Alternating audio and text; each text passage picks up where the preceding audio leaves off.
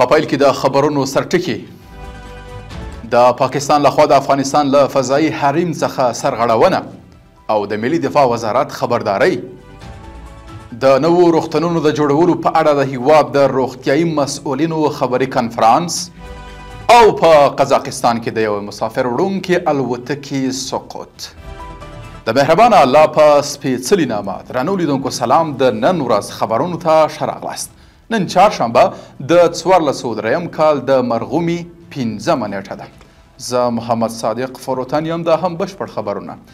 ملي دفاع وزارت د پاکستان د پوځ له لوري د پکتیکا پر برمل ولسوالي سوی بمبار یو وحشیانه د ټولو نړیوالو اصولو خلاف عمل او تیری بللی او په کلکو ټکو یې غندلی. دفاع وزارت وای په دغه بمبار کې عام ولسي خلک چې اکثره عام وزیرستاني کډوال دي په نشه سوي چې د ماشومانو په ګډون یو شمیر ملکی کسان پکې شهیدان او ټپیان سوي دي.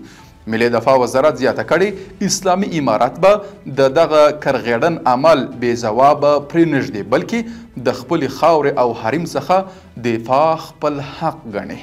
په بل خبر کې د عامه روغتیا وزارت مسؤلینو کابل کې د یوه خبري کنفرانس پر مهال ویلي چې دا مهال په ټول هیواد کې شاوخوا 14,000 بسترونه شتون لري او د نوو روغتونونو په جوړېدو سره به 10,000 نور بسترونه هم ورزیات سي.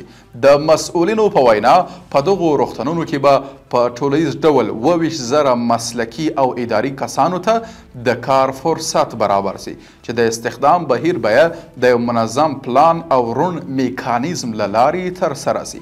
د عامه روغتیا وزارت مخکې ویلي و چې د اعلی قدر امیر المؤمنین حفظه الله د هدایت پر بنسټ د هیواد په ولسوالیو کې د 318 روغتونونو د جوړېدو بودیجه منظور سوې ده. بل خبر د ننګرهار ولایت څخه د عدلیې وزارت وایي چې د ننګرهار ولایت د دری نور ولسوالي په کوټګا سیمه کې 15,123 او د کوز کونړ ولسوالي د ګمبيري دشته کې 4,115 جریبه ځمکه اماراتي تثبیت سوې ده. د یاد وزارت په وینا دغه ځمکې د یوه تخنیکي پلاوي لخوا د دوسیو د څېړلو وروسته تثبیت سوي دي. د احصایي او معلوماتو ملي اداره وایي چې د روان کال په لندۍ میاشت کې 1,140 بهرنیو وګړو د هوایي ډګرونو او بندرونو له لارې افغانستان ته تګ راتګ کړی. د دې ادارې د شمیرو له مخې له دې ډلې 650 تنه هیواد ته راغلي او 490 بیرته بهر ته تللي دي. مننه چې راسره یاست. او اوس پایلنی خبر د قزاقستان د بیړنیو حالاتو وزارت اعلان کړی چې نن د دغه هیواد اتکانو ښار کې یوه مسافر وړونکې الوتکه لوېدلې ده.